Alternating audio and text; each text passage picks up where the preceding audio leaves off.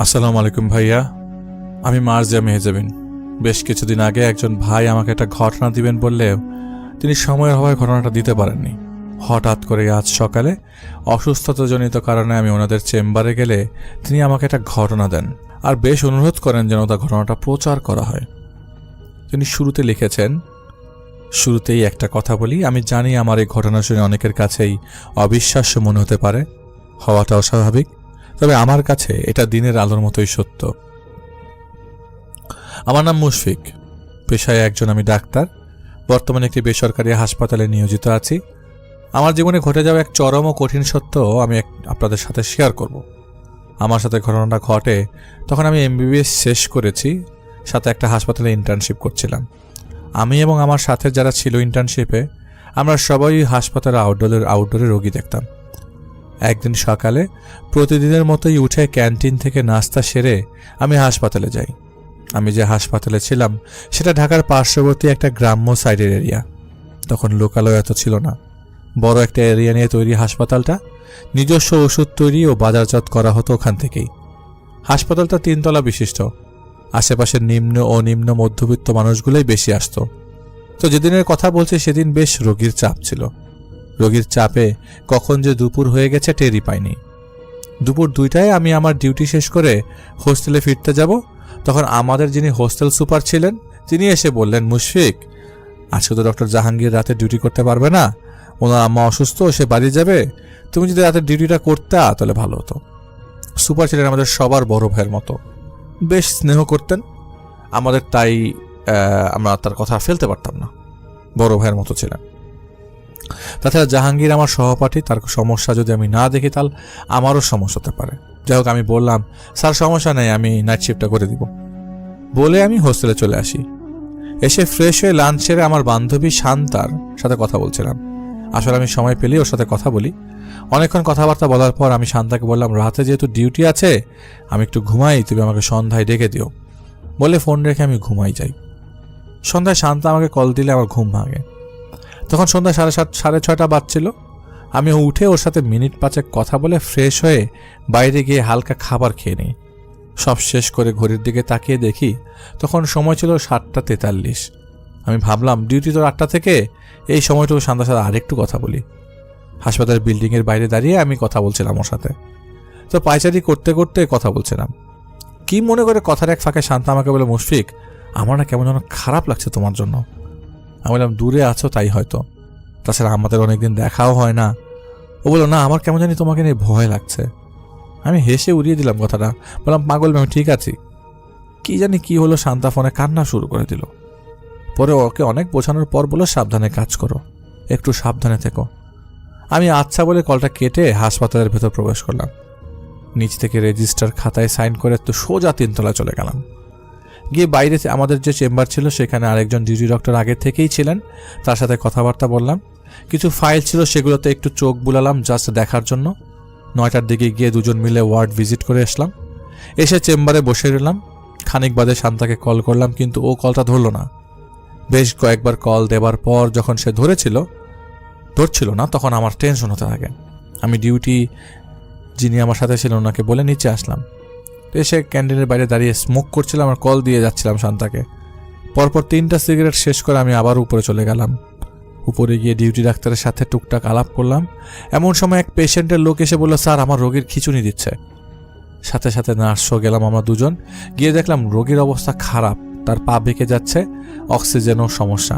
Word বয়কে oxygen আনতে বললে সে অক্সিজেন বোতল নিয়ে আসে, কিন্তু ওনাকে অক্সিজেন মাস্ক পরাতে পরাতে উনি নিঃশ্বাস নেওয়া বন্ধ করে দিলেন।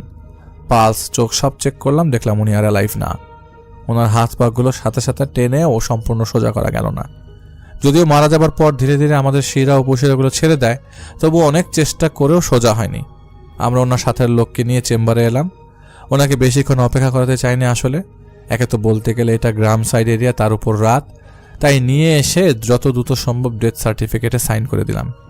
কাগজপত্র রেডি করে নার্সকে দিলাম কমপ্লিট করে ওনাদের ছেড়ে দেওয়ার জন্য। সব কমপ্লিট হলো। ওনারা 12টার মধ্যে লাশটা স্ট্রেচারে করে নিয়ে চলে গেলেন।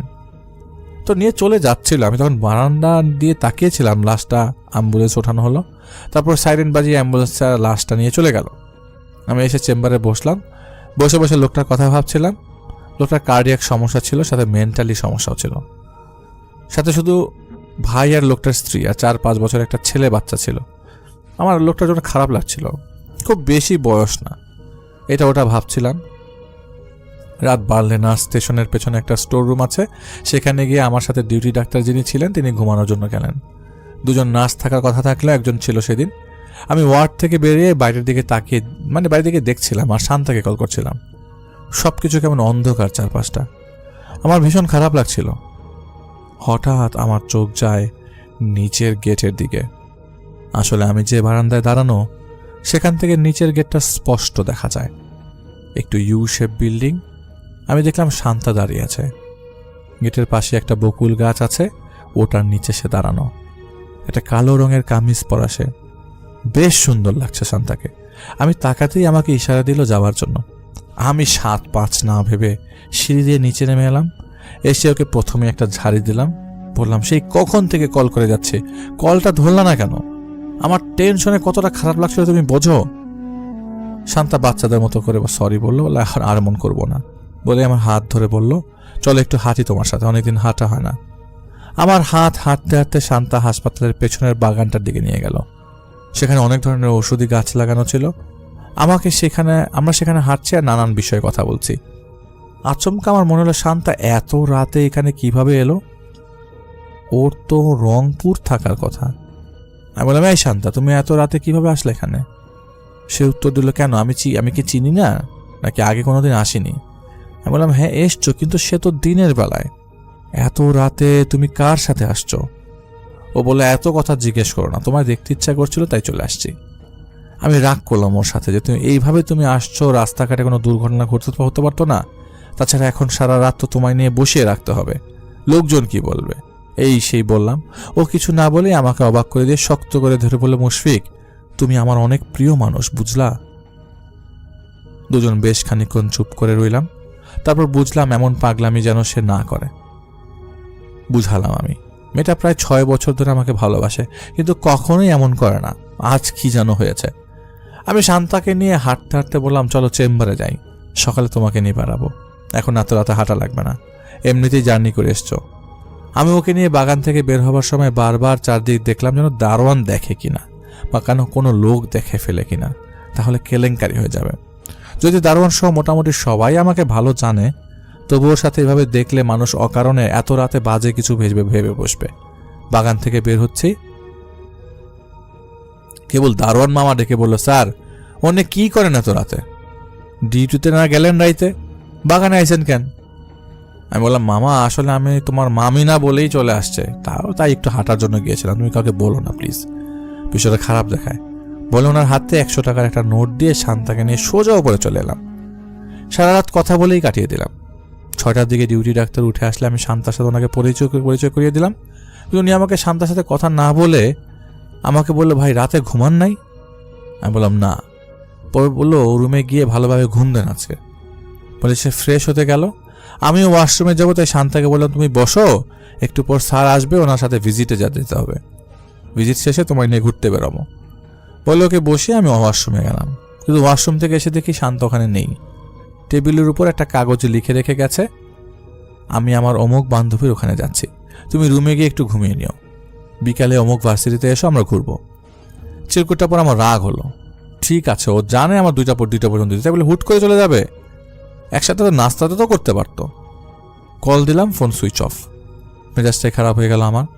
ওর এক বান্ধবী আছে যে আমার হাসপাতাল থেকে কাছে একটা সরকারি ভার্সিটিতে পড়ে। হাসপাতাল থেকে ওখানে যেতে 10 টাকা বাস ভাড়া লাগে। ওর বান্ধবীকে যে কল করবো সেটাও পারছিলাম না, কারণ কখনো প্রয়োজন পড়েনি, তাই কোনো নাম্বারও রাখিনি। কোনো মতে নিচে এসে নিজের ডিউটি শেষ করে 2টার দিকে রুমে গিয়ে ফ্রেশ হয়ে একটু রেস্ট করলাম। তারপর 4টার দিকে বের হয়ে গেলাম ওর বান্ধবীর ভার্সিটির উদ্দেশ্যে। সেখানে গিয়ে শান্তাকে কল দিলাম, সুইচ অফ। আমি ভার্সিটির ভেতরটা ঘুরতে লাগলাম।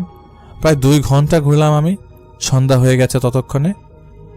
পরে রাগ করে বেরিয়ে আসতে যাব, তখন দেখি সামনেই শান্তা হেঁটে হেঁটে আসছে। সুন্দর একটা শাড়ি পরা, হালকা গোলাপি রঙের শাড়ি, সুন্দর করে সেজে এসছে।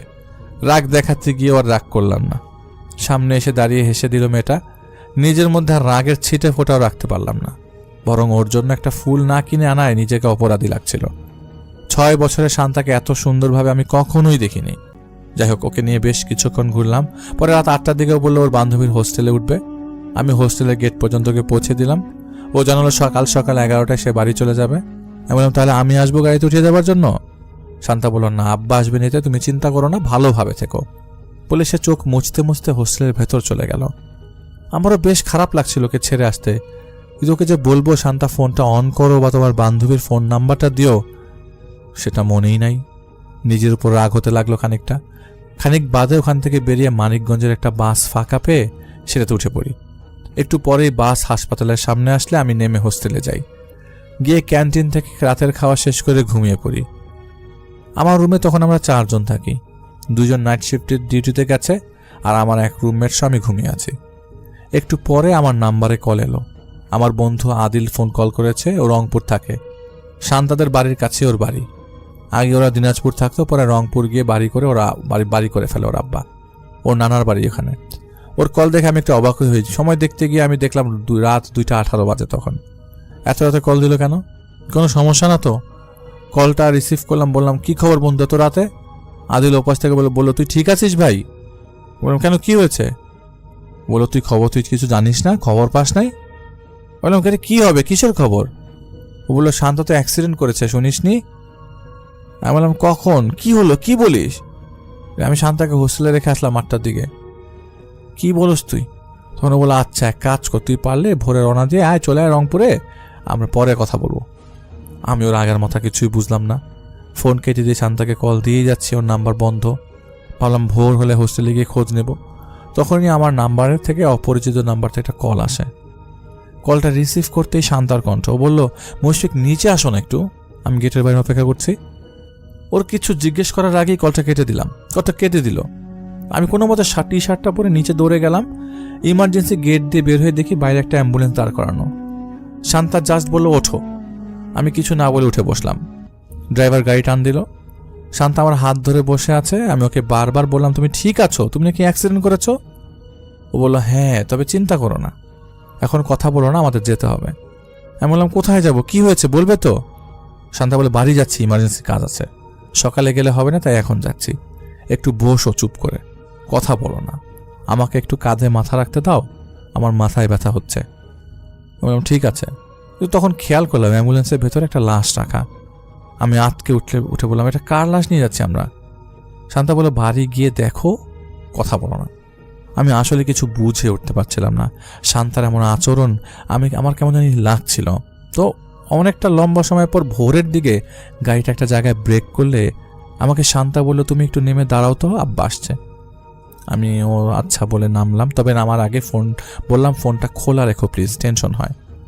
আমাকে নামিয়ে দিতেই গাড়ি টান দিল ড্রাইভার।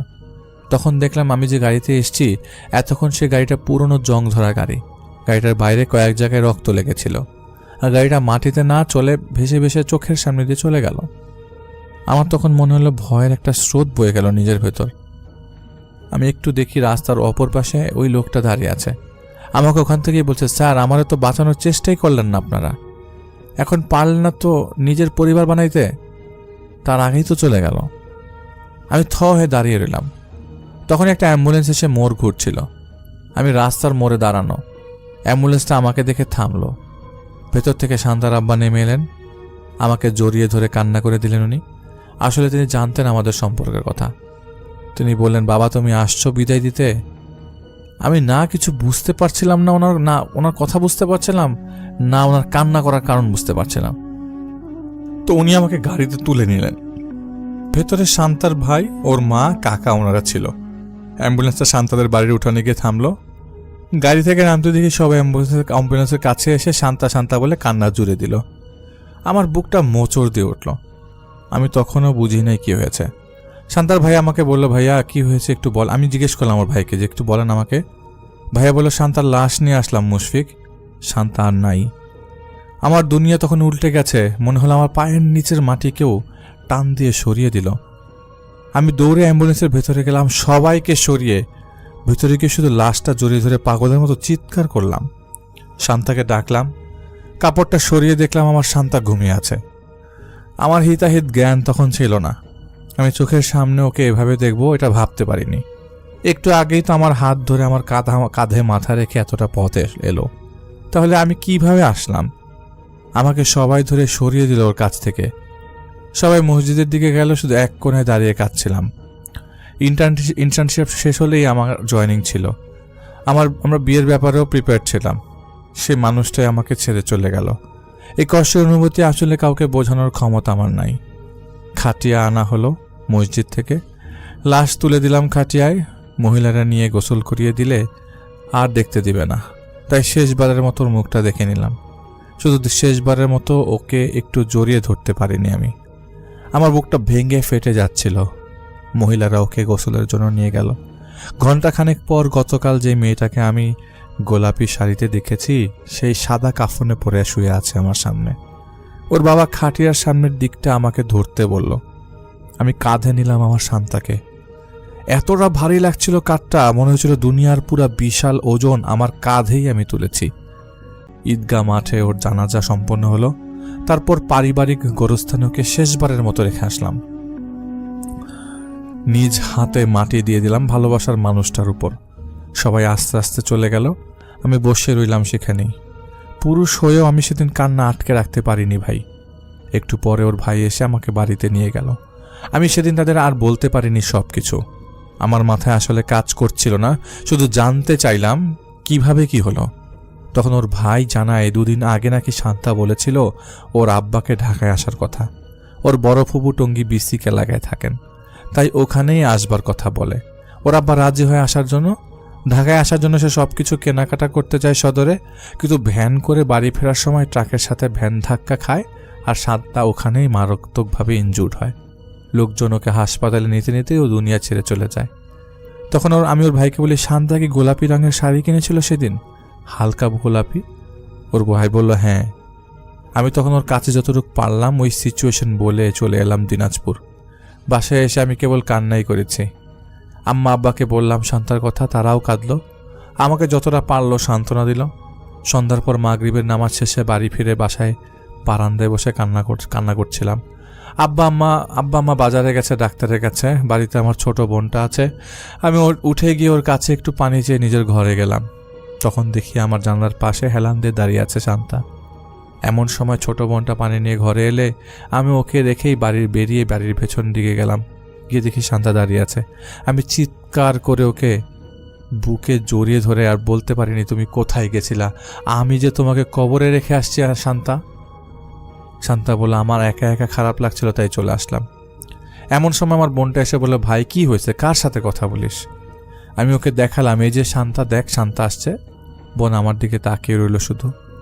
এমন সময় আব্বা আম্মা বাড়িতে প্রবেশ করছিল। তখন শান্তা বলল, মুশফিক ঘরে যাও, আমি পরে আসবো। বলে কোথায় যে অন্ধকারে মিলিয়ে গেল। আবার রাতে এলো। আমার সাথে তার অনেক কথোপকথন হয়।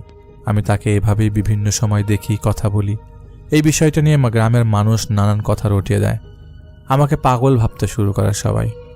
বিশ্বাস করেন, এরপর থেকে আমি ওকে দেখতাম, সে আসতো আমার কাছে। আমি কখনোই ভয় পাইনি।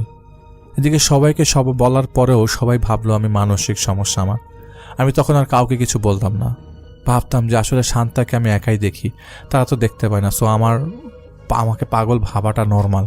কিন্তু আমি জানি এটা কিছুতে আমার মানসিক সমস্যা না। যদি তাই হতো তাহলে আমিও তাকে দেখতে পেতাম না। সে কী রঙের কাপড় কিনেছিল সেটা আমি বলতে পারতাম না।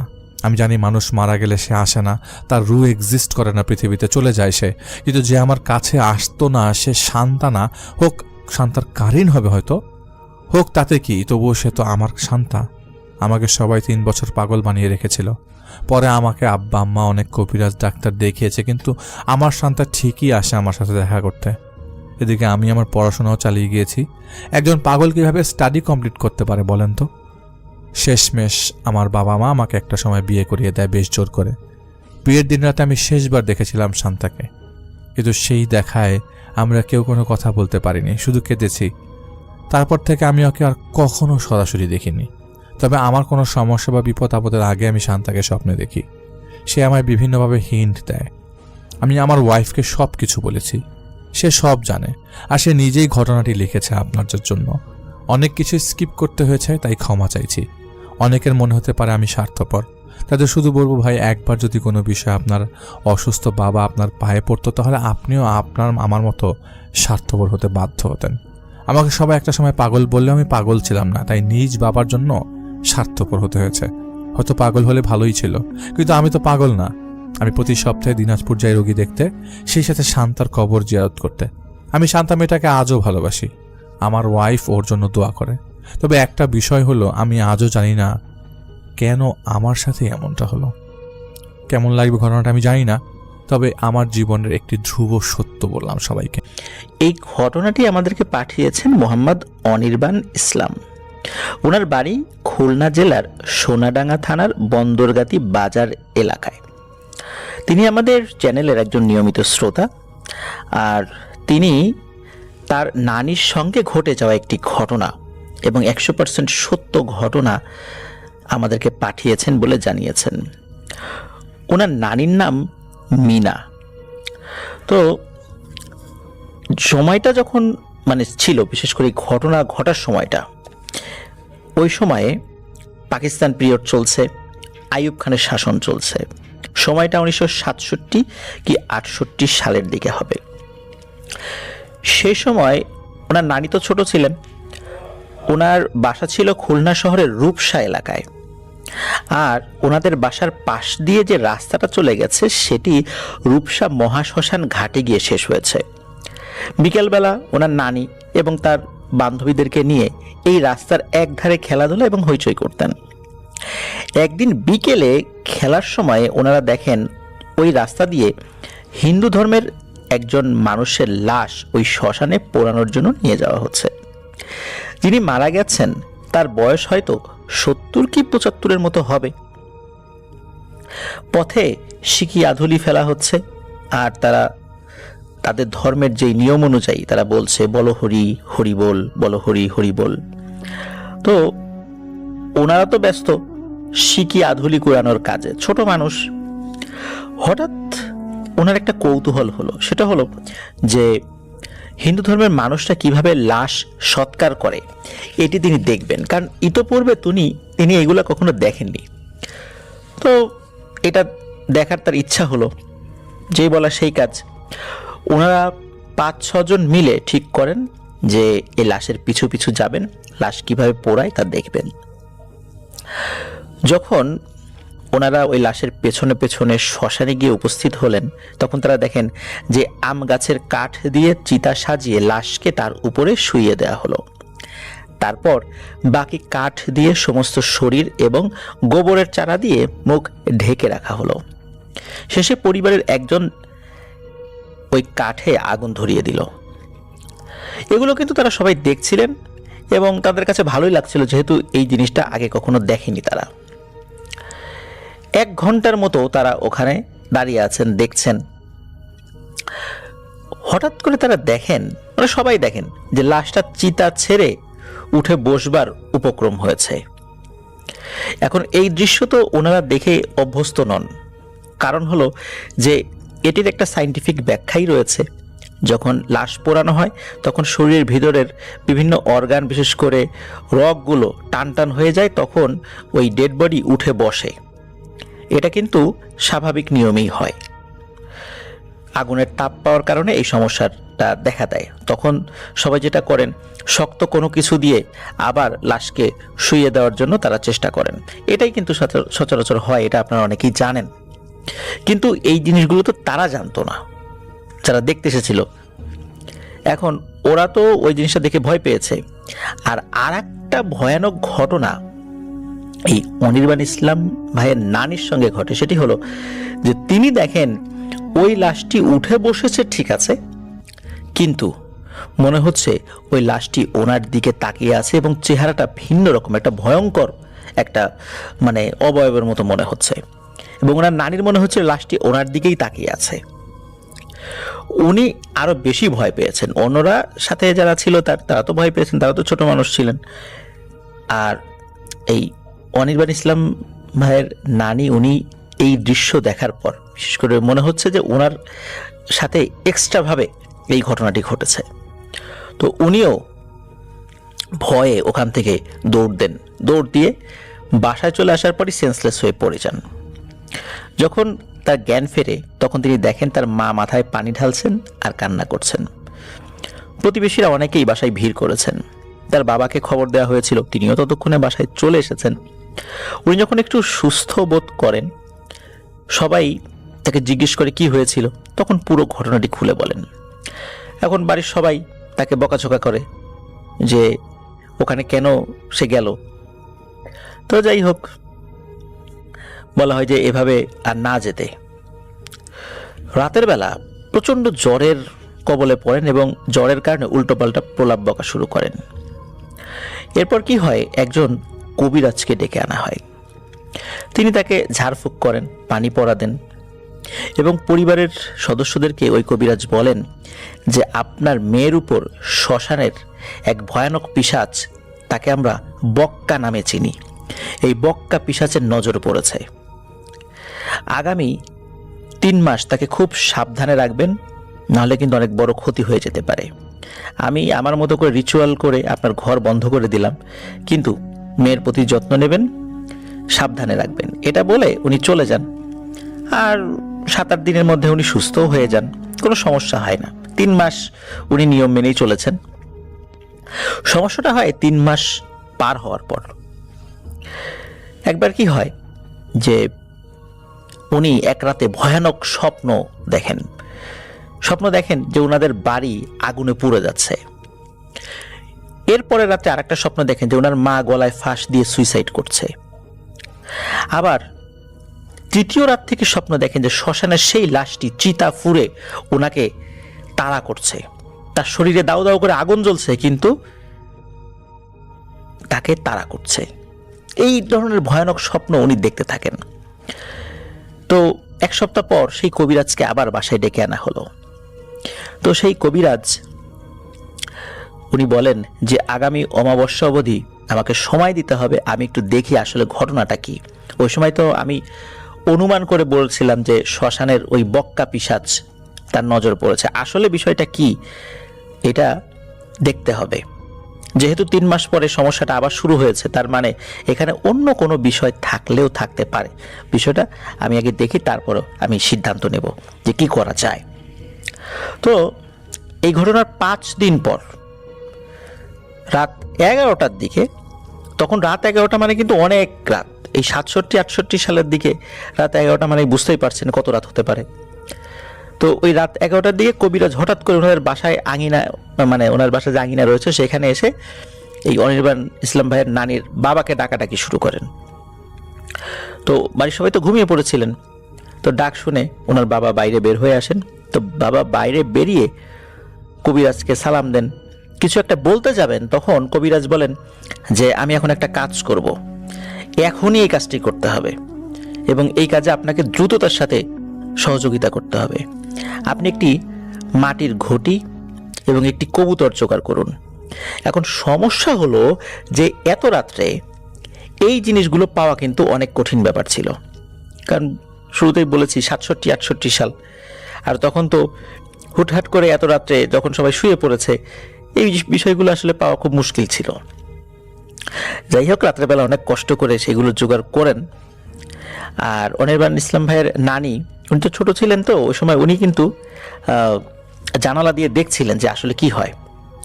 তো যখন ওনার নানির বাবা এই জিনিসগুলো জোগাড় করে এনে কবিরাজের হাতে দেন, কবিরাজ সেটি পেয়ে অনেক খুশি হয় এবং ওনাদের বাসার সামনে একটা জবা গাছ ছিল, সেই জবা গাছের নিচে একটি বড় গর্ত করেন এবং ওই গর্তের মধ্যে মাটির ঘটিটা রাখেন।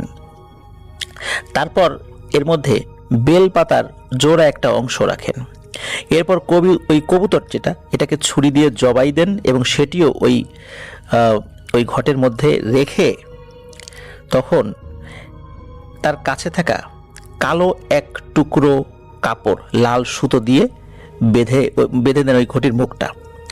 তারপর তার উপর মাটি চাপা দিয়ে দেন। কাজ যখন শেষ হয় তখন উনি একটি ভয়ানক ব্যাপার বলেন। উনি বলেন যে ভাই, আপনার মেয়ে কিন্তু শ্মশানের লাশ দেখে আসলে ভয় পায় নাই, এখানে অন্য একটি ব্যাপার রয়েছে। কারণ হলো শ্মশানের যে পিশাচ যেটা বক্কা, এই বক্কাও আপনার মেয়ের উপর নজর দেয় নাই। তখন ওনার বাবা বলেন যে কি হয়েছে, তাহলে ঘটনাটা কি? তখন কবিরাজ বলেন যে আপনার দূর সম্পর্কের এক আত্মীয় একটা ভয়ানক প্রেত চালান করেছে আপনার মেয়ের উপরে। খুবই খারাপ প্রকৃতির একটি কালো জাদু করা হয়েছিল আপনার মেয়ের উপরে। সোজা ভাষায় আপনার মেয়ের উপর বান মারা হয়েছে। আপনার মেয়ে আস্তে আস্তে মারা যেত, আপনি বুঝতে পারতেন না যে এটা আসলে কি কারণে হয়েছে। ওর স্বাভাবিক কিছু অসুখ বিসুখ হতো এবং এর প্রেক্ষাপটেই সে সময় নিয়ে মারা যেত, হঠাৎ করে মারা যেত না। আপনারা সেটা স্বাভাবিকভাবেই দেখতেন। তখন এই অনির্বাণ ইসলাম ভাইয়ের নানির বাবা উনি বলেন যে আমার মেয়ের উপরে কালো জাদু করা হয়েছে কেন? তখন কবিরাজ বলেন প্রতিশোধ নেয়ার জন্য। আমার অনুগত জিনেরা এসে খবর দিয়েছে যে আপনার ব্যবসা বাণিজ্য খুব ভালো চলছে এবং আপনার ব্যবসা বাণিজ্যেরই কম্পিটিটর আপনার কাছের আত্মীয় স্বজনরা। তো আপনার ব্যবসা বাণিজ্য ভালো চলছে, আপনার পুঁজিও বাড়ছে, আপনি ব্যবসা বাণিজ্য আরও সম্প্রসারণ করছেন, সম্প্রসারিত হচ্ছে ব্যবসাগুলো। এটা আপনার আত্মীয় স্বজনরা মেনে নিতে পারেনি। তারা জানতো যে আপনার দুর্বল জায়গা আপনার মেয়ে। এজন্য ওই মেয়েকে যদি দুনিয়া থেকে সরানো যায় আপনি মানসিকভাবে দুর্বল হয়ে পড়বেন, আর ওই সময় আপনার ব্যবসা বাণিজ্যের দিকে আপনি নজর দিতে পারবেন না। তখন তারা আপনার ব্যবসা বাণিজ্যের ক্ষতি করবে। আর ওর উপর যখন ওই প্রেতটা চালান করে দেওয়া হয়, যখন আপনার মেয়ে শ্মশানে গিয়েছে, তখনই ওই প্রেতটা সুযোগ পেয়ে যায় আপনার মেয়ের উপর অ্যাটাক করার জন্য। কারণ সময়টা তখন সন্ধ্যার আগে আগে ছিল।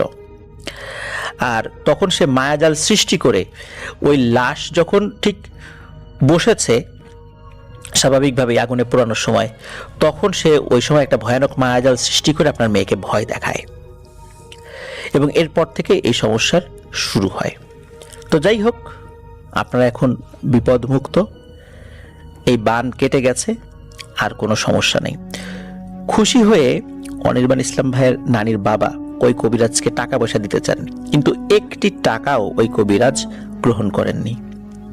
তিনি বলেছিলেন যে না, টাকা নেওয়া নিষেধ আছে, আমি টাকা নিতে পারবো না, উপকার করেছি এটাই বেশি। এরপরে কবিরাজ চলে যান। এরপরে ওই পরিবারে স্পেশালি অনির্বাণ ইসলাম ভাইয়ের নানির সঙ্গে আর কোনো ভয়ানক ঘটনা ঘটেনি। প্রিয় লিসেনার্স, এটি ছিল ঘটনা।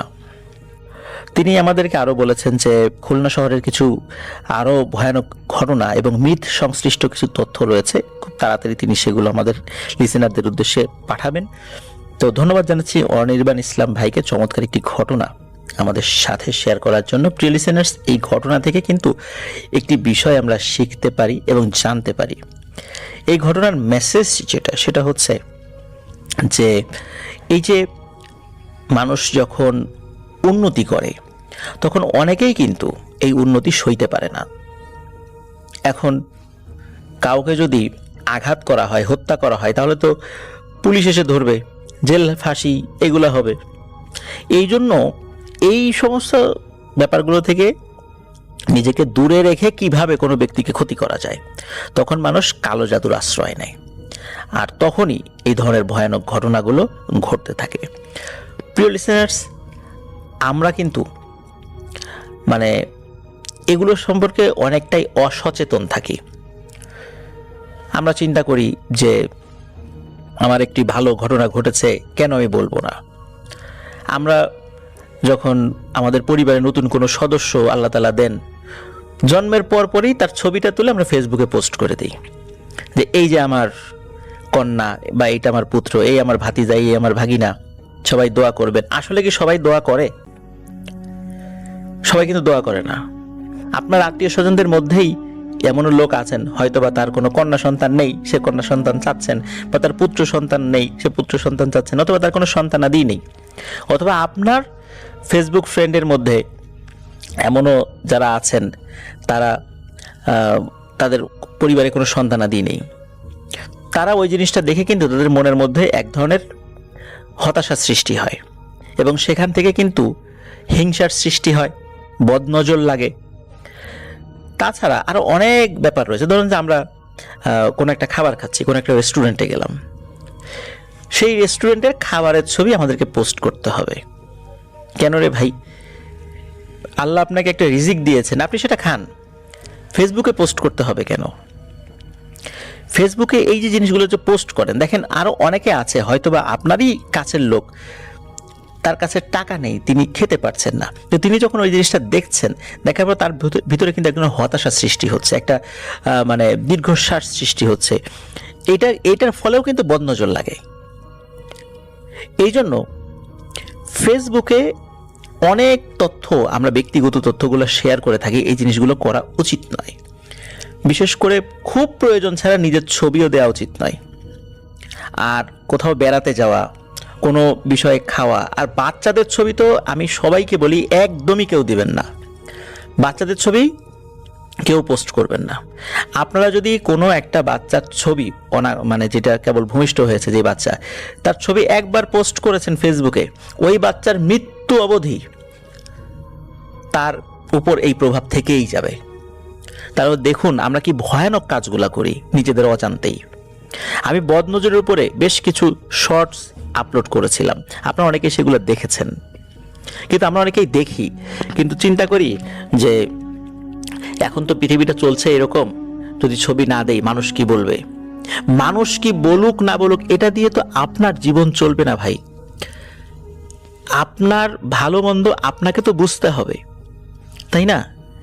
মানুষ তো অনেক কিছুই বলবে, এক এক সময় এক একটা মানে স্রোত চলে, সেই স্রোতে আমরা গা ভাসিয়ে দেই, কিন্তু এগুলো করা উচিত নয়। প্রিয় লিসেনার্স, আপনারা জানেন যে ইসলামে বিনা প্রয়োজনে ছবি তোলা উচিত নয়। এর পেছনে অনেক কারণ রয়েছে, কারণ ছবি দিয়ে কত ধরনের ব্ল্যাক ম্যাজিক যে করা যায় আপনি চিন্তাই করতে পারবেন না। আমরা আমাদের উপরে জাদুটোনা করার জন্য যত ধরনের পদ্ধতি মানে একটা মানে অ্যাপ্লাই করা যায়, সবগুলো পদ্ধতি আমরা আমাদের শত্রুদের হাতে প্রতিনিয়ত তুলে দিচ্ছি। আর তাছাড়া তো মানুষের বদনজর তো আছেই। তাহলে বলুন যে এই যে বদনজরের ফলে আমরা যে ক্ষতিগ্রস্ত হচ্ছি, আমরা বলি যে অমুকে আমার উপর কালো জাদু করেছে বা আমাদের অমুক আত্মীয় স্বজনের উপর কালো জাদু করা হয়েছে, আমরা কিন্তু নিজেদের অসতর্কতার কারণে অধিকাংশ ক্ষেত্রেই এগুলোর শিকার হই। আর তারপরও মানুষ শত্রুতা বশত তো আলাদাভাবে করতেই পারে, এটা তো হতেই পারে, এটা তো আমরা জানি। আমাদের সকলকে কিন্তু ভাইয়া এই জিনিসগুলো নিয়ে সতর্ক থাকতে হবে। কারণ আমি এভাবে বলছি, একই কথা যদি আমি বারবার বলি তখন আপনাদেরও ভালো লাগবে না যে প্রতিনিয়ত এই কথাগুলো আমি কেন বলছি। কিন্তু এই কারণেই বলছি যে রাসূলুল্লাহ সাল্লাল্লাহু আলাইহি ওয়াসাল্লামের একটি হাদিস রয়েছে, আমার যদিও রেফারেন্স নাম্বারটা আমার ঠিক মনে নেই, বেশ আমি বড় কয়েকজন শায়েখের কাছে এই হাদিসটা শুনেছি, আপনারা হয়তো বা ঘাটাঘাটি করলে হাদিসের রেফারেন্স নাম্বারটা পেয়ে যেতে পারেন। সেটা হলো রাসূল সাল্লাল্লাহু আলাইহি ওয়াসাল্লাম বলেছেন যে শেষ জামানায় আমার উম্মতের মধ্যে বড় একটা অংশ মারা যাবে শুধু বদনজরের কারণে। বদনজরজনিত কারণে তাদের অনেক সমস্যার সৃষ্টি হবে, যার ফলে তারা আস্তে আস্তে মারা যাবে। আমরা এখন দেখতে পাচ্ছি যে আসলে বদনজর হওয়ার মানে করার জন্য যত ধরনের মানে পদ্ধতি আছে, সবগুলো পদ্ধতি আমরা আমাদের শত্রুদের হাতে তুলে দিচ্ছি। তাহলে আপনারাই বলুন যে আমরা যে কাজগুলো প্রতিনিয়ত করছি এটা ঠিক করছি না ভুল করছি।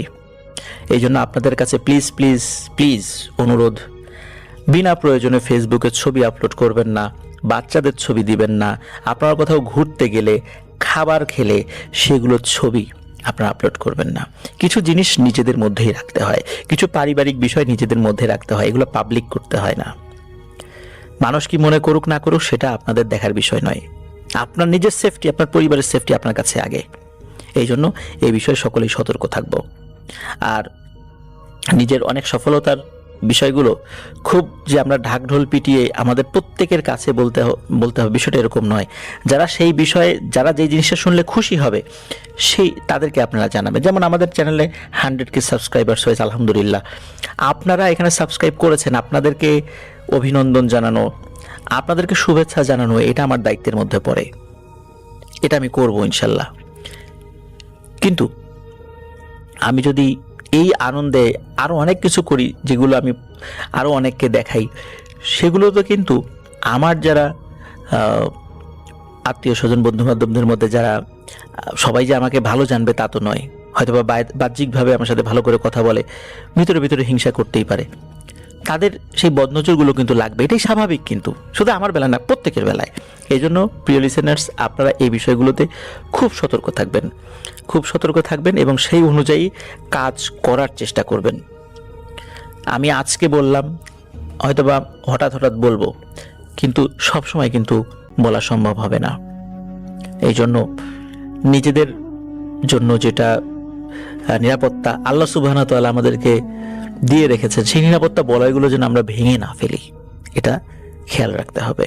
আপনাদের কাছে ফিরে এলাম আরও একটি কাহিনী নিয়ে, এবং এই কাহিনীটি আমার সাথে শেয়ার করেছেন সোহাগ, নড়াইল জেলা থেকে।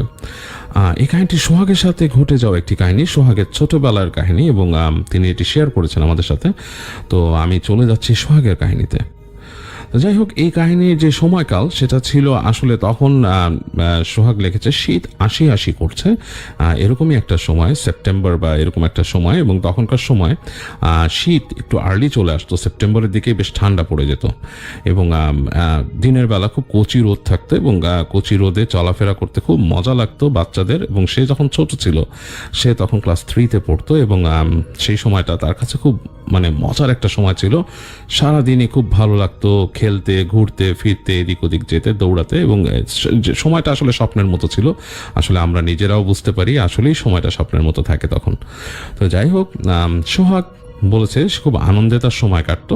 তো সে যখন স্কুলে যেত, স্কুলে বন্ধুদের সাথে চলাফেরা করে সে চলে আসতো বাসায়, এবং বাসায় এসে সে যেটা করতো, তার বই খাতা ফেলে দিয়ে সে দৌড়ে বেরিয়ে যেত বাসা থেকে বেরিয়ে সে দৌড়াতো, এদিক ওদিক চলে যেত। তাদের বাসা থেকে একটু দূরে একটা পুকুর ছিল, সেই পুকুরে যে সে চারা খেলতো। চারা মানে মাটির চারা বা মাটির ছোট ওই যে ভাঙা টুকরো, সেটা ছুঁড়ে মারলে আপনারা দেখবেন সুইং করে করে যায়, সে চারা খেলতো সেখানে। সে চারা খেলতো, তারপরে তাদের আশেপাশে যে ক্ষেত ছিল সেখানে দৌড়াতো, এবং তার কাছে খুব একটা আকর্ষণীয় স্থান একদিন ধরা দেয়। সেটা হচ্ছে তাদের বাসা থেকে বেশ খানিকটা দূরে সে চলে এসেছিল ওই দিন চলতে চলতে। তাতে কিন্তু গ্রামের বাড়িতে থাকতো তারা, সেটা আমি আগেই বলা হয়নি, এখন বলে নিলাম। গ্রামে থাকতো সোহাগরা। তো বাসা থেকে বেশ খানিকটা দূরে কাইন্ড অফ লাইক মেঠো পথ ছিল তাদের বাসার সামনে, এবং মানে ইট সলিং মানে রাস্তা ছিল, ইট বিছানো রাস্তা ছিল, এবং মানে সেই রাস্তাটা পরবর্তীতে পাকা করা হয়, কিন্তু ওই সময় তারা ইট বিছানো রাস্তা ছিল তাদের বাসার সামনে দিয়ে, এবং সেই রাস্তার উপরে সাদা বালি ফেলা। এবং সোহাগের কাছে খুব মজা লাগতো সেই রাস্তা দিয়ে হাঁটতে, কারণ সে রাস্তায় মানুষের পায়ের ছাপ দেখতো, এবং রাস্তা দিয়ে যে 3 চাকার ভ্যান চলতো সেই চাকার দাগ ধরে ধরে যেত। তো এভাবেই সোহাগ একদিন চলতে চলতে সে সামনে যেতে যেতে একটু দূরে চলে আসে বাসার, এবং বাসার দূরে এসে সে আবিষ্কার করে যে বেশ খানিকটা দূরে বেশ ছায়াময় একটা গাছ আছে, বেশ বড় একটা বট গাছ, এবং বেশ ছায়া, মানে ওই জায়গাটার মধ্যে বেশ ছায়া দিয়ে রেখেছে। এবং তখন মানে একটু দুপুরের দিক, মানে রোদটা মানে চিটচিট করছে। তো সেই অবস্থায় সোহাগ ওই গাছটার কাছে যায়, এবং তার কাছে অসাধারণ একটা প্রশান্তি লাগে। তো কাছাকাছি চলে আসে, এবং সে গাছটার কাছে দেখে ওই দিন সে বেশিক্ষণ থাকে না, সে চলে আসে। তো পরদিন সোহাগ আবার খেলতে খেলতে প্রথমেই সে চলে যায় সেই গাছটার কাছে, এবং সেই গাছটার কাছে যে সে অনেকক্ষণ ঘোরাফেরা করে, গাছটার নিচে চলে যায়, এবং দেখে যে এমনিতেই ঠান্ডা, তার উপর গাছটার নিচে বেশি ঠান্ডা, এবং দুপুরের সময় বেশ মজা লাগছে তার কাছে। তো তার ছোট কিউরিয়াস মন খুব মজা পায়। তো সে একটা জিনিস ফাইন্ড আউট করে যে গাছের যে গোড়ার মধ্যে সে 3-4টা বিচির মতো দেখে। বিচিটা হচ্ছে কাইন্ড অফ সুপারির মতো, সুপারি, আস্ত সুপারি যেরকম থাকে সেরকম আরেকটু বড়। তো সেটা নিয়ে সে বাড়ি দিয়ে ভেঙে দেখে ভেতরে লাল লাল ছোট ছোট লাল লাল বিচির মতো, এবং লাল রঙের বিচির মতো, ছোট ছোট বিচির মতো লাল রঙের অনেকগুলো, এবং সে দেখে যে লাল রং উঠছে সেটার থেকে। তো সে দেখে খুব মানে ইন্টারেস্ট ফিল করে। সে পরে জানতে পারে সেগুলো নাকি সিঁদুর ছিল, মানে সেটা সে পরে জানতে পারে, তখন জানে না। তো সে সেগুলো হাতে নিয়ে মানে খুব মজা পায়, এবং সে রঙগুলো হাতে লাগায়, দেখে, খুব মজা পায়। তো সে যখন ওটা নিয়ে খুব মজা করছে, তখন সে হঠাৎ খেয়াল করে যে কে জানে খিলখিল করে হাসছে, এবং সেই কণ্ঠটা একটা নারী কণ্ঠ, খিলখিল করে হাসছে, খুব মজা পাচ্ছে এরকম একটা হাসি। এবং সোহাগ হঠাৎ করে তাকায় যে কে হাসছে, তো সে কাউকে দেখতে পায় না।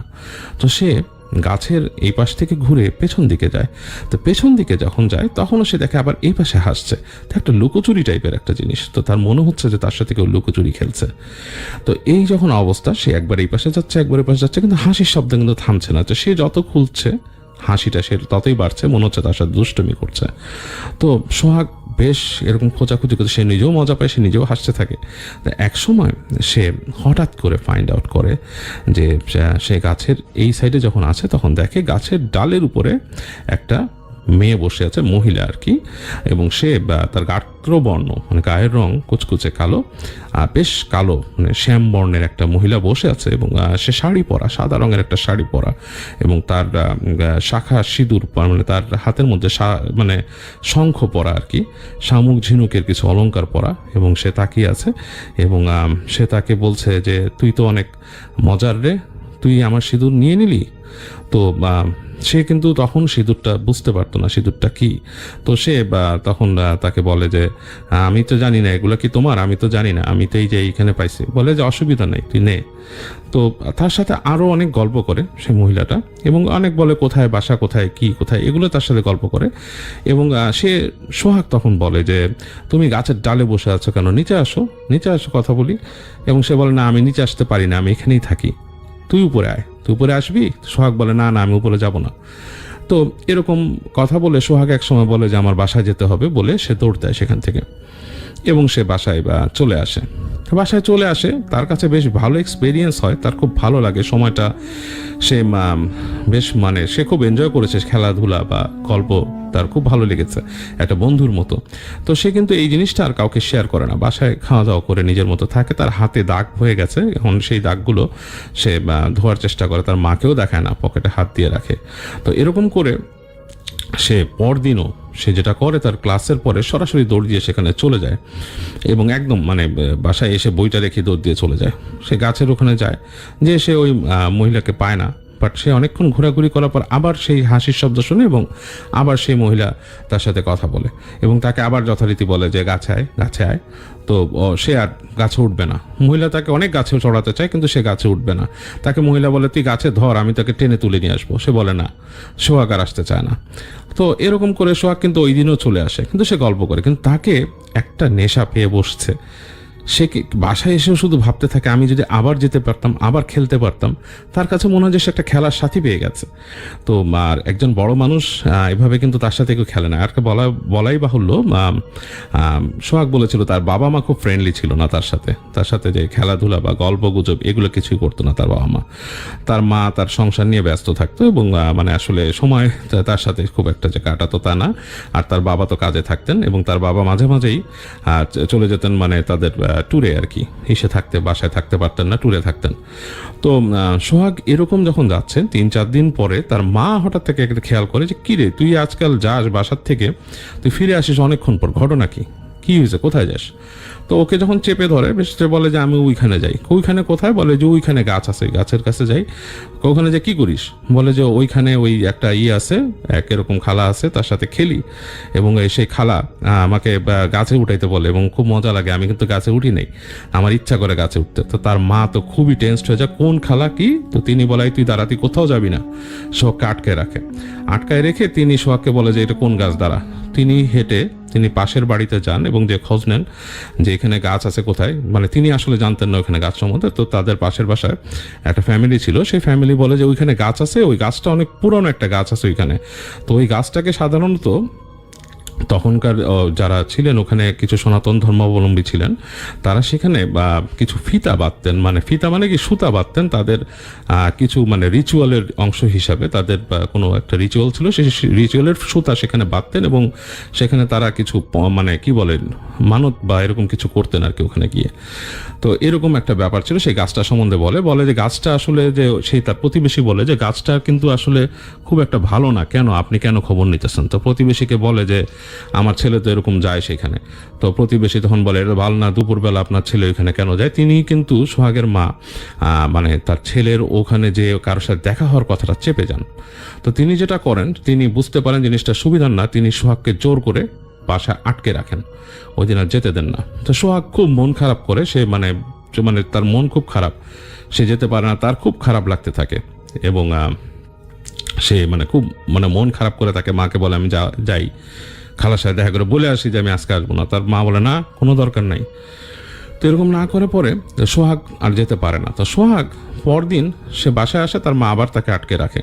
তো সোহাগ মনে করে যে একটা সময় কিন্তু সোহাগের কিন্তু খুব আশপাশ লাগছে যে সে যেতেই হবে। তো সে মনে করে যে আমি এক ফাঁকে যাই।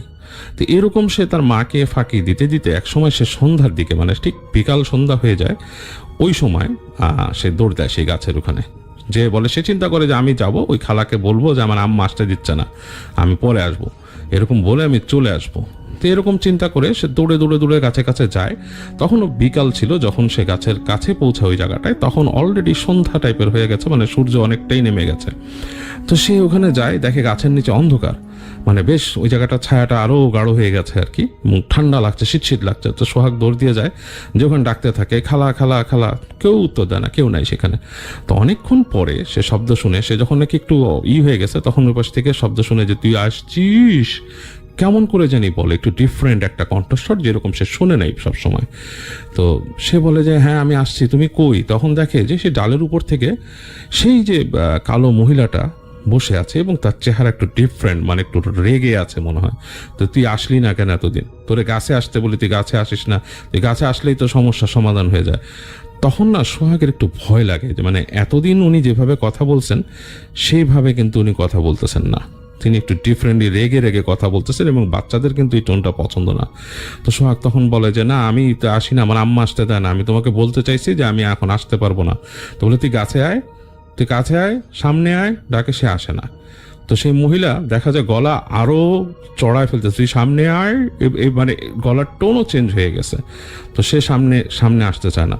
তো মহিলা এমন সময়, সোহাগ তো মানে দাঁড়িয়ে ছিল বেশ কিছুটা দূরে, হঠাৎ করে দেখে মহিলা করে এরকম একটা শব্দ করে হাতটা সামনে বাড়িয়ে দিয়েছে সোহাগের দিকে, এবং সে খেয়াল করলো যে মহিলার হাতটা অনেকটা লম্বা হয়ে গেছে, মানে তার হাতটা স্বাভাবিকের থেকে বেশ লম্বা হয়ে সোহাগের দিকে রিচ করছে, এবং সে মুখ দিয়ে একটা করে শব্দ করে এরকম করে হাত দিচ্ছে, এবং সোহাগ বেশ ভয় পেয়ে যায়। ভয় পেয়ে সে দেখে যে মহিলার মুখ থেকে জিভটা বেরিয়ে আসছে, এবং জিভটা প্রায় 1 থেকে 1.5 হাত পর্যন্ত বেরিয়ে গেছে ভেতর থেকে। তো সে তো প্রচণ্ড ভয় পায়, বা মানে বাচ্চা মানুষের মনোজগতে এটা বিশাল একটা মানে আক্রমণ ধরতে গেলে, তার মনে প্রচণ্ড মানে সে ভয় পেয়ে যায়।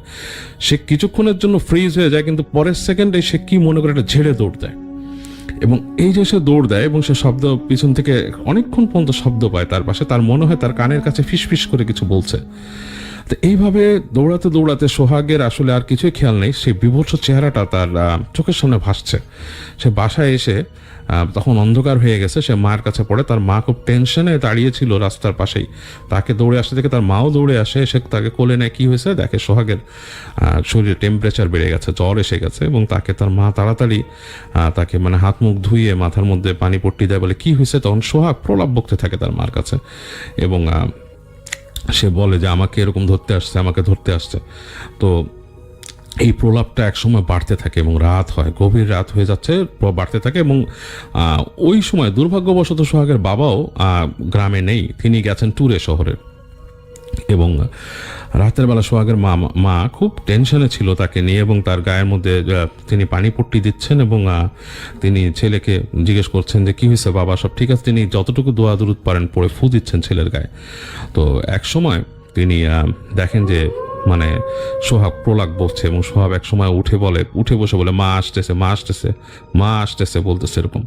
তো এরকম যখন বলতেছে মা আসতেছে, মা আসতেছে, তখন সে দেখে যে তাদের যে সামনে যে দরজাটা, রুমের যে বাসার যে মেন দরজাটা, যেটা নাকি দিয়ে উঠোনে যাওয়া যায়, সেটার মধ্যে খটখট খটখট করে শব্দ হচ্ছে, এবং মনে হচ্ছে কেউ ধাক্কাচ্ছে। তো সোহাগের মা তখন বলে এই কে? কোনো উত্তর নাই, এবং আবার কিছুক্ষণ গ্যাপ দিয়ে আবার খটখট শব্দ হয়। তখন সোহাগের মা যতটুকু দোয়া পারত তিনি জোরে জোরে পড়া শুরু করেন, তিনি জোরে জোরে পড়তে থাকেন, জোরে জোরে পড়তে থাকেন, এবং এক সময় দেখা যাচ্ছে যে ওই শব্দটা থেমে যায়, এবং ঠিক অনেকক্ষণ পর আবার শুরু হয়। তো যতক্ষণ হয় তিনি ছেলের পাশে বসে দোয়া পড়েন। তো পরদিন তিনি এভাবে করে ওই দিন ফজরের আজান দেয়, দিনটা চলে যায়, মানে সকাল মানে রাতটা চলে যায়, দিন হয়, এবং তিনি সকাল হওয়ার পরপরই তিনি সোহাগকে কোলে করে নিয়ে চলে যান ওখানকার কাছাকাছি যে ইমাম সাহেব আছে তার কাছে চলে যান।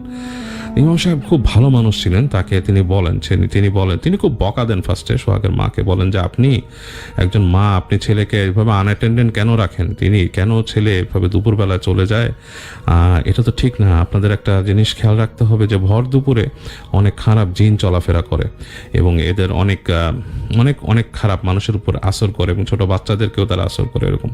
ইমাম সাহেব সোহাগকে দেখেন এবং সোহাগকে দেখেন তখনও তার গায়ে জ্বর ছিল। ইমাম সাহেব সোহাগকে দেখে মাথায় হাত বুলান এবং তাকে বলেন যে আমি তোমাকে পড়ে দিচ্ছি, তোমার উপর নজর পড়েছে, তোমাকে কেউ মানে তার মাকে বলে যে তাকে কেউ এখনো পজেস করে নেই, বাট তার উপর নজর পড়েছে, তাকে নিয়ে যেতে চায় এবং সে একটা বাচ্চা বলে তাকে ফেরেশতারা গাইড করে এবং এই কারণে কিন্তু তাকে তখন পর্যন্ত টেনে ধরে নিতে পারেনি উপরে। ওইটা কিন্তু একটা খারাপ জিন, যেটা শুনে বলে তাকে যে কাছে নিতে চায়, এটা খারাপ জিন, বাচ্চা বলেই তাকে নিতে পারেনি উপরে। তো তিনি সোহাগকে দোয়া করেন, দোয়া পড়ে ই দেন এবং পানি পড়ে দেন, ফু দেন এবং তিনি বলেন যে আমি প্রতিদিন বিকালে এসে তোমাকে আমি মানে ঝেড়ে যাব, ফু দিয়ে যাব। তো তিনি সোহাগকে ওই দিনের মতো বাসায় পাঠিয়ে দেন, পানি পড়া দিয়ে এবং বলে যে আপনি রাতের বেলা বেরোবেন না, ছেলেকেও বেরোতে দিবেন না এবং তিনি বলে যে আমি রাতের বেলা বসবো, নিজে বসে দেখবো যেটা কি করা যায়। তো যাই হোক, তো এরকম অবস্থায় সোহাগকে বাসা পাঠিয়ে দেন, বলে রাতের বেলা বেরোতে দিতে না, বাসার বাইরে যেতে না, এরকম অবস্থায় রাখতে এবং বলে 2-1 দিন দরকার স্কুলে দিয়েন না।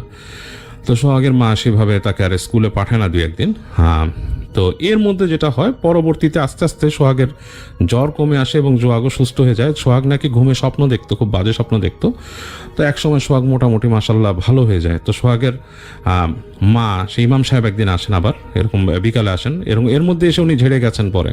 তো কিছু বলেননি সোহাগের মাকে এবং পরবর্তীতে তিনি জিজ্ঞেস করেন যে ইমাম সাহেবকে যে আসলে কি হয়েছে, মানে আপনার সোহাগ এখন কিন্তু মোটামুটি সুস্থ, ওকে মানে নর্মালি আমি চলাফেরা করতে যাই। বলছে নর্মাল চলাফেরা মানে আপনি অবশ্যই তাকে এরকম দুপুরে ছেড়ে দিবেন না, তাকে রাতটা ছেড়ে দিবেন না, ছোট ছেলে পেলেকে দেখে রাখতে হয়। আর আমি আসন দিছিলাম, আসন দিয়ে বসে সেই জিনের সাথে কথা বলছি। সেই জিনটা অনেক একটা বাজে জিন, সে একটা মানে একটা খারাপ জিন, তার বয়স 300 বছর এবং সে ওই গাছটার ওখানেই থাকে এবং তার ওখানেই বসবাস এবং সে কিন্তু মানে মোটামুটি মানে খুব বদনিয়তেই ছিল আপনার ছেলেটাকে নিয়ে। তো আমি তার সাথে কথা বলছি, আমি তাকে বুঝাইছি সে যাতে কখনোই আপনার ছেলের দিকে আর না তাকায় এবং আমি তাকে বুঝাইছি, তাকে বলছি এবং সে কিন্তু আছে। সুতরাং আপনারা ওই গাছটার কাছে আপনার ছেলে জানি না যায়। আর আমি নিজে পার্সোনালি, ইমাম সাহেব বললেন যে আমি নিজে যেসব বাচ্চারা আমার কাছে পড়ে আমি সবাইকে বলবো ওই গাছটাকে অ্যাভয়েড করে যেতে। তো এরকম অনেক জিন আছে, খারাপ জিন, যারা এরকম ঘোরাফেরা করে এবং তারা কিন্তু হঠাৎ করে মানুষকে পেলে পজেস করে বসতে পারে। তো সুতরাং সাবধান। তো এই বলে দেয় সোহাগের মাকে এবং সোহাগের মা তখন সোহাগকে বাসায় এরপর থেকে টেক কেয়ার করে এবং এভাবেই সোহাগ আস্তে আস্তে বড় হয় এবং সোহাগের জীবনে এটা একটা মনে রাখার মতো কাহিনী এবং সেটা সে শেয়ার করে ফেলেছে আমাদের সাথে এবং যেভাবে শেয়ার করলো আমি তার থেকে মানে চেষ্টা করেছি আমার মতো করে বর্ণনা করতে সোহাগের রিকোয়েস্টেই এবং আশা করি আপনাদের ভালো লেগেছে কাহিনীটা। আর এই তো ছিল সোহাগের কাহিনী। তো আজকে এ পর্যন্তই। ঘটনা সময়কাল 2012 সাল। রবি ভাই বিয়ে করেছেন সবেমাত্র 1 বছরের কাছাকাছি। প্রায় 3.5 বছরের সম্পর্কের পর রুমা ভাবির সাথে ওনার বিয়ে হয়। রবি ভাইয়ের বাবা মা তাদের গ্রামের বাড়ির নোয়াখালীতেই থাকতেন, তবে সরকারি চাকরির সুবাদে তিনি থাকতেন চট্টগ্রাম এলাকার কোনো একটা জায়গায়। তিনি সে এলাকায় উচ্চপদস্থ একজন সরকারি কর্মকর্তা ছিলেন। সবেমাত্র ওনার পোস্টিং হয় চট্টগ্রামের সেই এলাকাতে। খুব সুন্দর একটা দোতলা সরকারি বাংলো পান তিনি।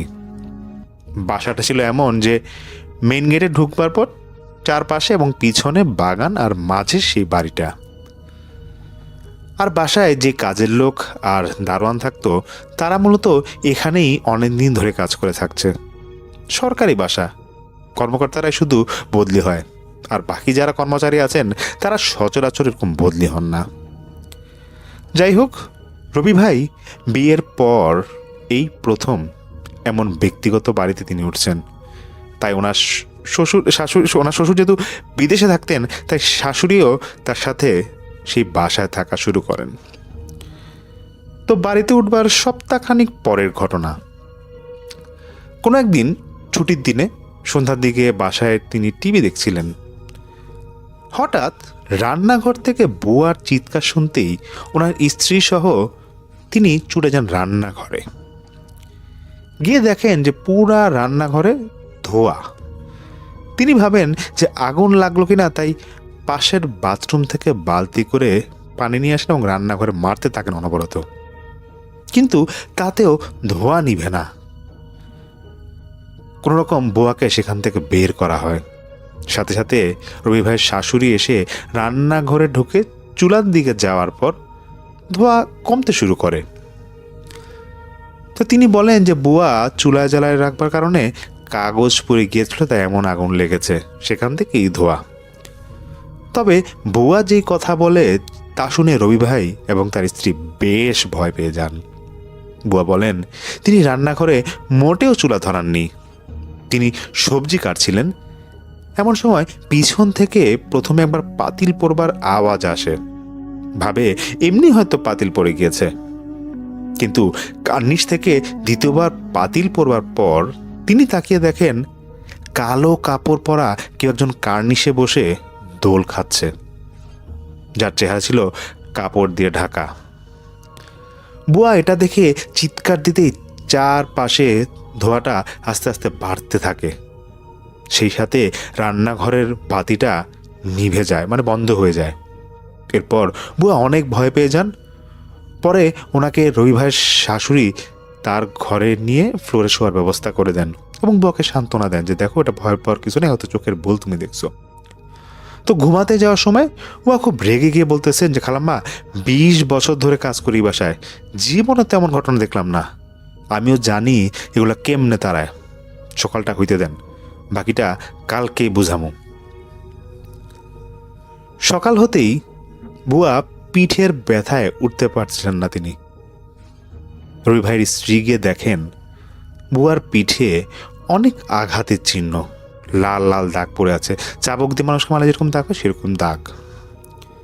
বুয়া অল্প সময়ের মাঝে এতটা অসুস্থ হয়ে যায় যে ওনাকে বাড়ি থেকে লোক আনা হয়, ওনার বাড়ি থেকে, এবং তারা এসে তাকে নিয়ে যায়। এরপর থেকে তিনি অসুস্থতাজনিত কারণে কাজে আসতে পারেন না। রবি ভাই এই ঘটনা শুনে ওনার অফিসে দু একজনকে জানায়, যারা স্থানীয় ছিল সেখানে।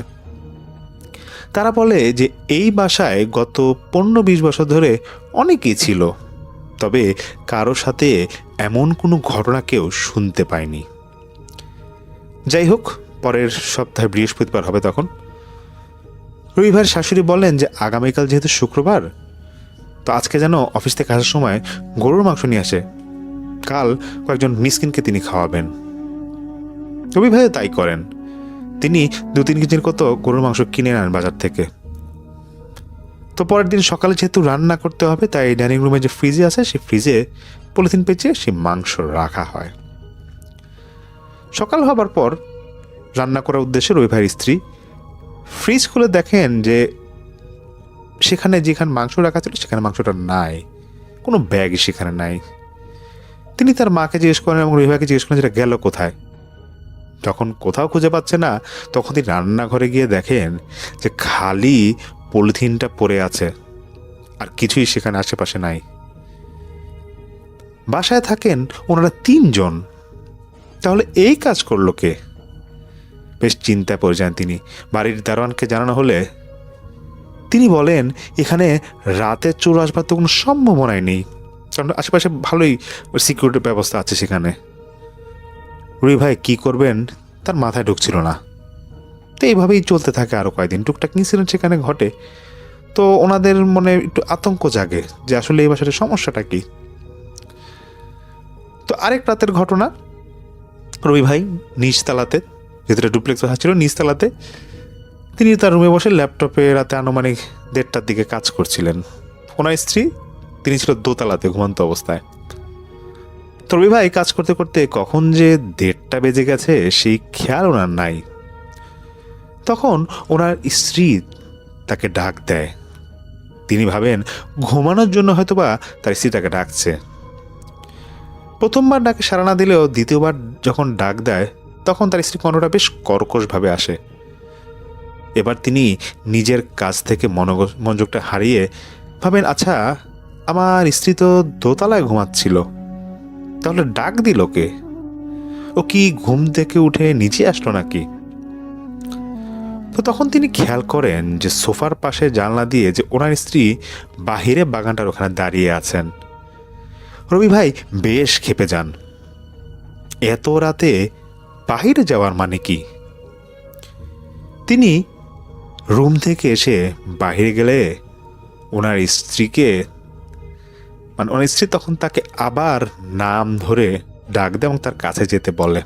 তিনি তার স্ত্রীকে বেশ জোরে ধমক দিয়ে বলেন যে এত রাতে কি ফাজলামি করো আমার সাথে? এমন জোরে ধমক দেয় যে গেট থেকে দারোয়ান এসে পড়েন। কারণ আসবার সাথে সাথে রবি ভাই দেখেন তার স্ত্রী আর সামনে নেই, এমনকি আশেপাশে কোথাও নেই। তার মনে যে ভয় কাজ করছিল সেটা দারোয়ান বুঝে গিয়েছে। দারোয়ান তাকে বসে বলে যে স্যার দেখেন, আমি তো এখানে ছিলাম, আমি তো আশেপাশে কিছুক্ষণ পর পর সব খেয়াল করি, কিন্তু ভাবিকে তো এখানে আসতে দেখি নাই। আপনি মনে হয় স্যার ভুল দেখছেন মনে হয়। তখন রবি ভাই তিনি তাড়াতাড়ি করে দোতলায় রুমে গিয়ে দেখেন ওনার স্ত্রী ঘুমাচ্ছে, এবং ভয়ানক বিষয় হলো নিচে ওনার স্ত্রীকে দেখেছিলেন শাড়ি পরা অবস্থায়, আর এখন রুমে তার সামনে সেলর কামিজ পরা অবস্থায় তার স্ত্রী ঘুমিয়ে আছেন। যেহেতু নিজের চোখে আজকে এমন ঘটনা ঘটেছে,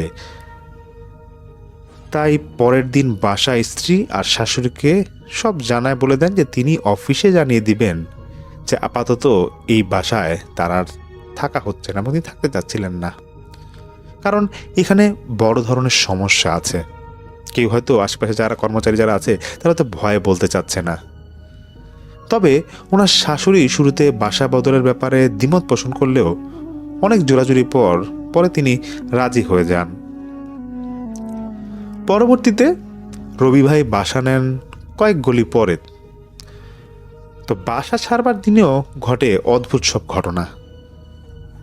বাসায় যখন মালপত্র সরানো হচ্ছিল তখন আর কেউ না শুনলেও তিনি শুরু থেকে শেষ অবধি একটু পর পর বেশ জোরে প্রাপ্তবয়স্ক লোকের কান্না আওয়াজ পাচ্ছিলেন। তিনি খোঁজ করছিলেন প্রতিটা রুমে গিয়ে যে আসলে কান্না করছে কে। আর তার তখন একটু সাহস ছিল এই কারণে যে বাসায় তো যারা মালপত্রের কাজ করছে এখানে ওনার চেনা জানা অনেকে ছিল। যাই হোক, তো এই কান্নার আওয়াজটা যখন তিনি স্পষ্ট শুনতে পাচ্ছিলেন বেশ কয়েকবার তো অসংখ্যবার তিনি শুনেছেন, তখন তার মনে হচ্ছিল যে তিনি নিজে কান্না করলে যেমন আওয়াজ হয় তেমন একটা আওয়াজ আসছে। এরপর তিনি বাকিদেরকে কয়েকবার জিজ্ঞেস করলে তারা কিছু শুনতে পায় না বলে জানিয়ে দেয়। সবার শেষে যখন রুম থেকে শেষবারের মতো সে বাড়িতে রবি ভাই বের হতে যাবেন, তখন কাগজ পোড়া দিলে যেমন গন্ধ লাগে তেমন তীব্র একটা ঘ্রাণ ওনার নাকে আসে, এবং এই ঘ্রাণটাই তিনি পেয়েছিলেন যেদিন ওই যে বুয়া চিৎকার দিল সেদিন, সেই মুহূর্তে। যাই হোক, তিনি সে বাসা থেকে একবার মতো বেরিয়ে যান, চলে আসেন নতুন বাসায়। রবি ভাই এক কথা যেন হাফ ছেড়ে বাঁচলেন। এখানে আর ভয় নাই, আর কোনো আতঙ্ক নাই। তিনি চাইলেই কিন্তু আগের বাসায় হুজুর এনে সমস্যাটার মূল কারণ উদ্ঘাটন করতে পারতেন। তবে এলাকায় অনেকে ওনাকে সরকারি কর্মকর্তা হিসেবে চিনে এবং ভালো তার নাম ডাক হয়েছিল কয়েকদিনে, তাই তিনি সেভাবে আসলে আগান না। আর যেহেতু সবাই বলছিল এখানে কোনো সমস্যা নাই, তিনি যদি এই কাজগুলো করতেন দেখা যেত মানুষ ওনাকে উল্টাপাল্টা অনেক কিছু বলতে পারত। তো নতুন বাসায় ভালো চলছিল তার দিনকাল, কোনো সমস্যা নাই। প্রায় 1 মাস পরের ঘটনা, রবি ভাইয়ের খালা শাশুড়ির বাসায় কোনো এক অনুষ্ঠানে ওনার স্ত্রী এবং শাশুড়ি থাকবার উদ্দেশ্যে যান, মানে তারা রাতে সেখানে থাকবেন। তো রবি ভাইকে সেই রাতে তখন তার বাসায় একাই থাকতে হবে। ঘুমানোর আগে ওনার একটা অভ্যাস আছে, তিনি যখন বাসায় কখন একা থাকতেন জানলা সব লাগিয়ে দিতেন ঠিকই, কিন্তু দরজাগুলো আর প্রতিটা রুমের দরজা তিনি খোলা রাখতেন, এবং সেই রাতেও তিনি সেই কাজটাই করেন। সব জানালা লাগিয়ে মেন গেটটা তো লাগানো থাকবেই, বাকি দরজাগুলো তিনি খোলা রেখে তার নিজের রুমে তখন শুতে চান। তো নিজ রুমে বসে তিনি মুভি দেখছিলেন, হঠাৎ করে ধাপ করে আওয়াজ আসতেই তিনি উঠে পড়েন। ভাবেন যে বিল্ডিংয়ের আশেপাশে কিছু পড়লো নাকি, মানে বস্তা পড়লে যেরকম ধাপ করা আছে সেরকম একটা আওয়াজটা 2-3 বার হয়। তিনি তখন একটু উঠে গিয়ে আরেকবার যখন আওয়াজটা পান তখন বুঝে যান যে না, এটা বাসার মধ্যে কোথাও হচ্ছে। এরপর তিনি উঠে গিয়ে দেখেন যে আসলে কি হয়েছে। সব কিছু স্বাভাবিক ছিল, তবে ওনার শাশুড়ি যেই রুমে থাকতেন সে বাসায়, সেই রুমের দরজাটা গিয়ে দেখেন যে লাগানো। এমন তো হবার কথা না, ফ্যান বা জানালা কিছুই তো খোলা নাই। দরজা তো খোলা রেখে তিনি ওনার রুমে গিয়েছিলেন মুভি দেখতে, তাহলে দরজাটাতে লাগালো কে? রবি ভাই শাশুড়ির রুমের দরজা খুলতে গিয়ে দেখেন ভিতর থেকে দরজাটা লক করা। এতে তিনি আরো ভয় পেয়ে যান। তিনি অনেকবার ধাক্কা দেন, সব রুমের লাইট জ্বালিয়ে দেন, কিন্তু কোনোভাবেই দরজাটা খোলা যাচ্ছিল না। এরপর নিজ রুমে এসে খোঁজাখুঁজির পর সেই রুমের লকের চাবিটা বের করেন। প্রায় 4-5 মিনিট পর তিনি আবার শাশুড়ির রুমে যেতেই দেখেন আগের মতো দরজাটা খোলা। তিনি লাইট জ্বালায় সব রুম চেক করে দেখেন যে বাসায় কেউ নাই, পুরা বাসা খালি। তার মানে কি সমস্যাটা আবার শুরু হয়ে গেল? তিনি বুঝে গেছেন আগের বাড়িতে তাহলে কোনো ইস্যুই ছিল না। ব্যাপারটা এখন রহস্যময় হয়ে দাঁড়িয়েছে। সেই রাতে কোনো রকম ভয় থেকে তিনি পার করেন। রাতে বেশ কয়েকবার ওনার স্ত্রীকে ফোন দিয়েছিলেন, কিন্তু হয়তো কোনো কারণে ফোন সাইলেন্ট ছিল, তিনি আর তার স্ত্রীকে সেই বিষয়ে রাতে শেয়ার করতে পারেন না। পরের দিন সকালে ওনার স্ত্রীকে কল দেওয়ার পর তারা দ্রুত সেখানে এসে পড়েন।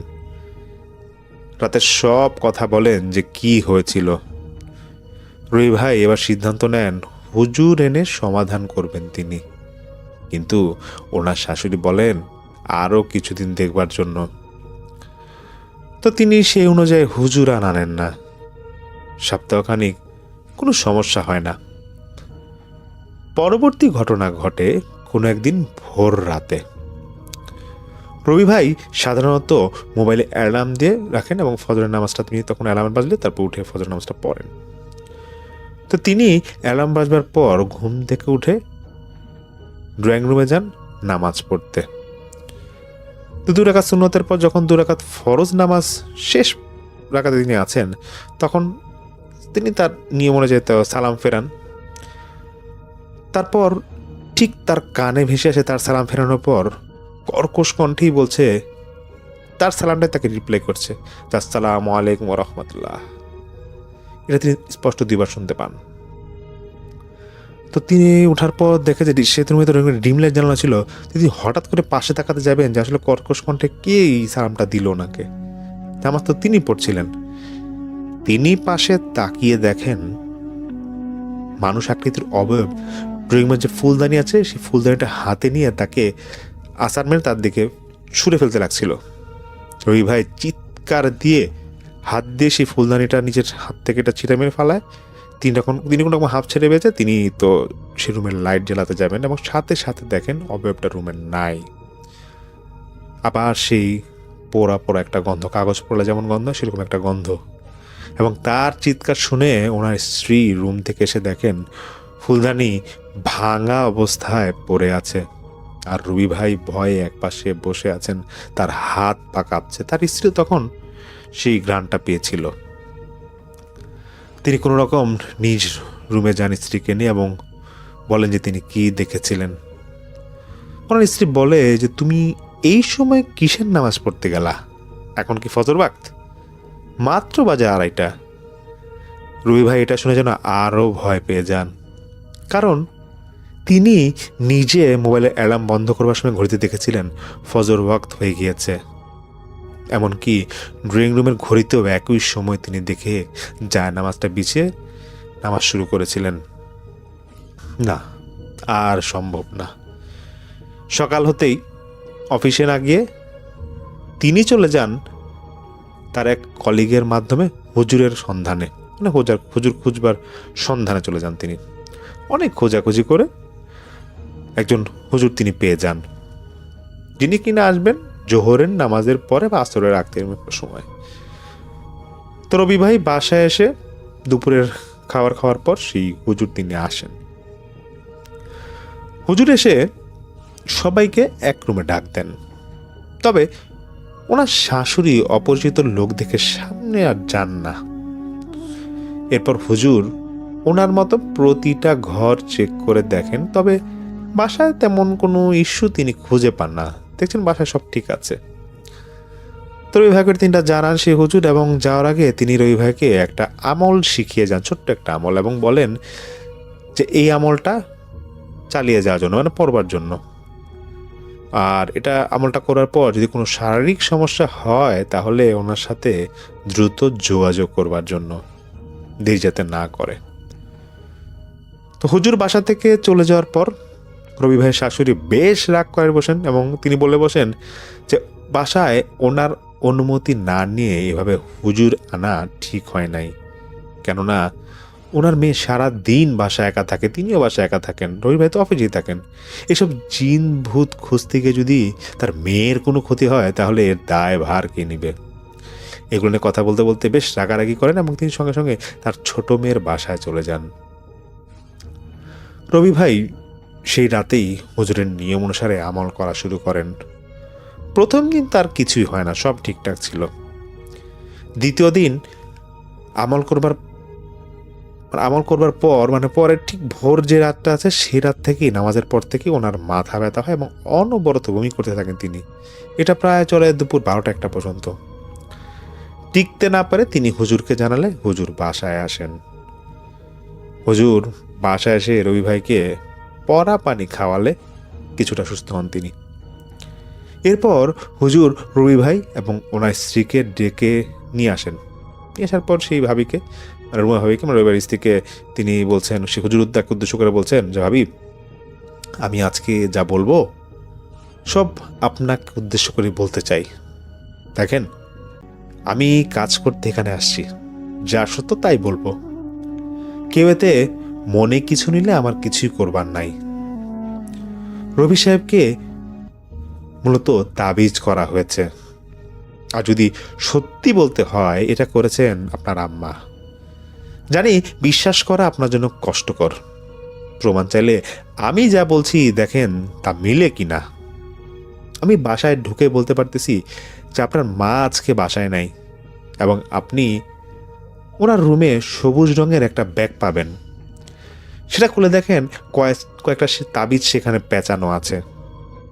কষ্ট করে সেই তাবিজগুলো নিয়ে আসেন, এরপর রবি ভাইয়ের বাকি সমস্যার সমাধান আমি করতেছি। ঠিকই সবুজ ব্যাগে সেখানে তাবিজ পাওয়া যায়।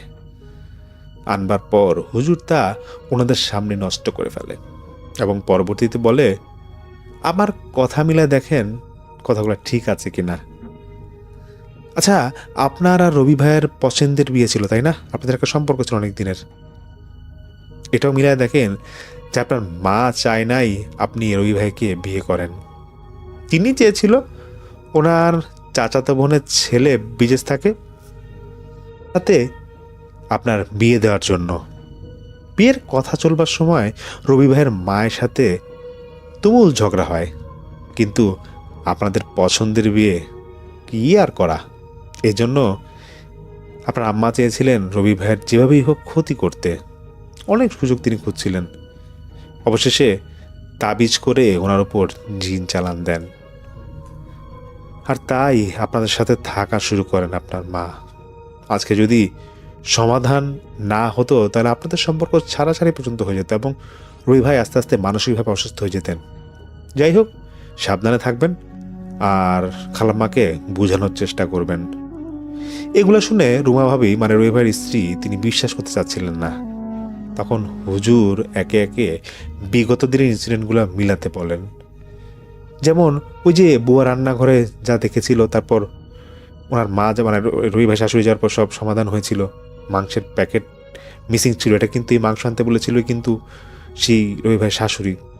তখন হুজুর বলে, দেখেন সে মাংসটা আনতে বলেছে এই কারণে যে তিনি তার জিন্না তার কাছে খেতে চেয়েছিল, কি একটা দাবি করেছিল, তখন তিনি এটা তাকে ভোগ হিসেবে দিয়েছিলেন। এগুলো টুকটাক বিষয়, এবং অনেক কিছু তখন হুজুর মিলা সবকিছু বলেন যে দেখেন এগুলো ঘটেছে এই কারণেই। এছাড়া ব্যাগে যে তাবিজ পেলেন সেটা তখন সে হুজুর বুঝায়, এবং বলার পরে তারপর সেই রুমাভাবি তিনি আস্তে আস্তে বিশ্বাস করতে বাধ্য হন। তো সেদিনের মতো হুজুর ওনার যাবতীয় কাজ করে চলে যান। আসলে তিনি যা যা বলছিলেন সবই ঠিক ছিল, কিন্তু তাবিজ করবার বিষয়ে কয়দিন পর যখন সব কিছু জানানো হয় রবি ভাই শাশুড়িকে, তখন ওনাদের পারিবারিক সমস্যার কারণে সেই রবি ভাই এবং ওনার স্ত্রী, ওনারা আসলে রবি ভাই আসলে ওনার শ্বশুরবাড়ির দিক দিয়ে আসলে ওনার সাথে ওনার কাছে যোগাযোগ রাখে না, এবং রবি ভাইয়ের সাথেও পরবর্তীতে প্যারানর্মাল ইনসিডেন্ট আর তেমন কিছু একটা হয় না। তারপর তিনি তো আলহামদুলিল্লাহ এখন ভালোই আছেন। তো শ্রোতা বন্ধুরা, এটা ছিল রেজা ভাইয়ের পাঠানো একটি ঘটনা। আসসালামু আলাইকুম ভাইয়া, কেমন আছেন? আশা করছি অবশ্যই ভালো আছেন এবং আপনার অডিয়েন্সরাও অবশ্যই ভালো আছে বলে আমি আশা রাখতেছি। আজকে আমি আপনাদের জন্য একটা অদ্ভুত, রহস্যময় এবং ভীতিকর ঘটনা শেয়ার করব, যা ইতিপূর্বে কখনোই শোনেননি। এই গল্পটি শুনতে বসার সময় আপনাদের রোমাঞ্চের অনুভূতি হয়তো দম বন্ধ করে দেবে, হাড় কাঁপানো মুহূর্ত আসবে, আর কিছুক্ষণের জন্য নিঃশ্বাসও থেমে যেতে পারে। তাই কানের কাছে কান ধরুন, অর্থাৎ হেডফোনটা পরে নেন, চোখ কিছুটা খোলা রাখুন, আর যদি সম্ভব হয় হালকা আলো বা অন্ধকারে বসে গল্পটি শুনুন। কারণ আজকের গল্প আপনাকে এমন এক অচেনা অদ্ভুত জগতে নিয়ে যাবে যা আপনি কখনো দেখেননি বা কল্পনা করেননি। আমি চাই আপনি নিজেকে কল্পনা করুন সেই পরিস্থিতিতে, রাতের নিঃশব্দতার চারপাশে হাওয়া হালকা বাতাসের মতো বইছে, চারপাশে শুধু অন্ধকার, আর কোথাও দূরে ভেসে আসছে অদ্ভুত রহস্যময় শব্দ। শোনেন কি? ঠিক সে সময় আমরা প্রবেশ করব আজকের গল্পের ভেতরে। আপনি হয়তো ভাবতেছেন, এটি কি শুধু কল্পনা, নাকি গল্প, নাকি সত্যিই ঘটেছে? বন্ধুরা, আজকের গল্পটি এমন কিছু যা শোনার পর হয়তো আপনি নিজের চারপাশ আরো সতর্কভাবে দেখবেন। এবং হ্যাঁ, মনে রাখুন, আমি যা বলছি সবটাই বাস্তব ঘটনার উপর ভিত্তি করে। তাহলে চোখ খোলা রাখুন, মন শান্ত রাখুন, কানের কাছে কান ধরুন, কারণ আমরা এখন প্রবেশ করতে যাচ্ছি সেই রহস্যময় ভয়ের জগতে, যেখানে অদ্ভুততা, রহস্য আর ভীতি একসাথে আপনাদের জন্য অপেক্ষা করছে। চলুন কথা না বাড়িয়ে আজকের ঘটনা শুরু করা যাক। তখন রাত প্রায় 2টা বাজে। শহরের রাস্তা প্রায় ফাঁকা, শুধু দূরে স্ট্রিট লাইট আর মাঝে মাঝে কুকুরের ডাক শোনা যাচ্ছিল। রাশেদ নামের একজন অ্যাম্বুলেন্স ড্রাইভার সেদিন ডিউটিতে ছিল। হঠাৎ কল এলো, একটা দূরের গ্রাম থেকে একজন গুরুতর রোগীকে শহরের হাসপাতালে নিয়ে যেতে হবে। রাশেদ দ্রুত অ্যাম্বুলেন্স নিয়ে রওনা দিল। জায়গা ছিল একটু নির্জন, চারপাশে গাছপালা, কুয়াশা আর অদ্ভুত নীরবতা। সে যখন সেখানে পৌঁছালো, দেখলো একজন বয়স্ক মানুষ স্ট্রেচারে শুয়ে আছে, পাশে একজন মহিলা কান্না করছে। মহিলা বলল, ভাই তাড়াতাড়ি নেন, ওর অবস্থা খুব খারাপ।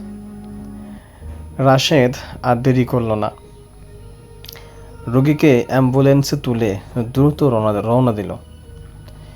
কিছু দূর যাওয়ার পর হঠাৎ রাশেদ রিয়ার ভিউ মিররে তাকে দেখে থমকে গেল। স্ট্রেচারে শোয়া লোকটা সোজা হয়ে বসে আছে। রাশেদের বুকে ধরফর করতে লাগলো। সে নিজেকে বোঝালো হয়তো রোগী জেগে উঠছে, কিন্তু পরের মুহূর্তে তার শরীর ঠান্ডাতে জমে গেল। লোকটার চোখ সম্পূর্ণ সাদা, আর সে ধীরে ধীরে রাশেদের দিকে তাকিয়ে একটা অদ্ভুত হাসি দিল। হঠাৎ অ্যাম্বুলেন্সের ভেতরের লাইট নিজেই নিভে গেল, সাইরেন বন্ধ হয়ে গেল। ইঞ্জিন ঠিকই চলছে, কিন্তু চারপাশে একটা অস্বাভাবিক নীরবতা কাজ করতেছিল। পিছন থেকে একটা কাপা গলায় শব্দ এলো, আমাকে কোথায় নিয়ে যাচ্ছিস? রাশেদ ভয় পেয়ে গেল, কিন্তু সে গাড়ি থামালো না।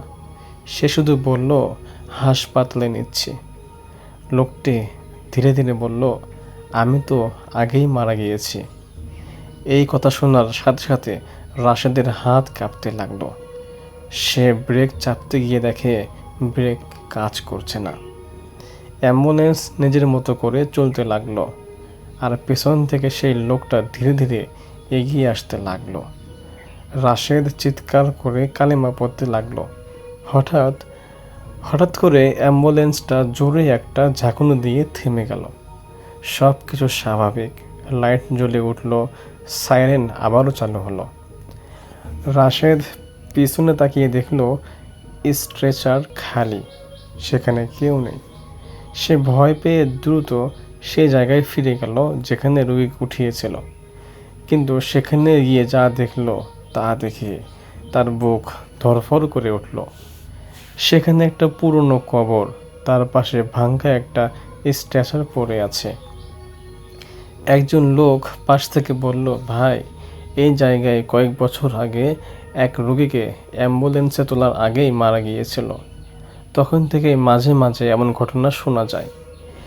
সেদিনের পর থেকে রাশেদ আর কখনো রাতের ডিউটি নেয়নি। আর আজও মাঝরাতে ওই রাস্তায় গেলে মানুষ নাকি দূরে একটা অ্যাম্বুলেন্সের সাইরেন শুনতে পায়, কিন্তু আশেপাশে কোনো অ্যাম্বুলেন্স দেখা যায় না। সেদিনের ঘটনার পর রাশেদ কসম করেছিল সে আর কখনো রাতের বেলা ডিউটি করবে না। কিন্তু কয়েকদিন পর হাসপাতাল থেকে জরুরি ফোন এলো, রাশেদ ভাই, আজকে আর কোনো ড্রাইভার নেই, একটা সিরিয়াস কেস, আপনাকে যেতেই হবে। অনেকবার রাশেদ না না করার পরেও শেষমেশ রাজি হলো।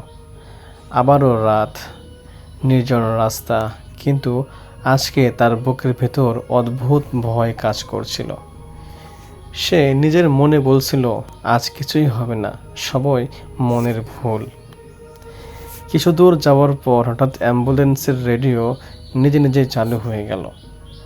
যেমন কক কক করে বলতে লাগলো, আমাকে চিনতে পারছিস? রাশেদের হাত ঠান্ডা হয়ে গেল। সে রেডিও বন্ধ করার চেষ্টা করলেও কিন্তু কোনো রকমভাবে কাজ হচ্ছিল না। রেডিও আপনা আপনি চলতেছিল। হঠাৎ সে বুঝতে পারলো এই রাস্তা, এই জায়গা, এটা তো সেই রাস্তা যেদিন ওই ঘটনা ঘটেছিল।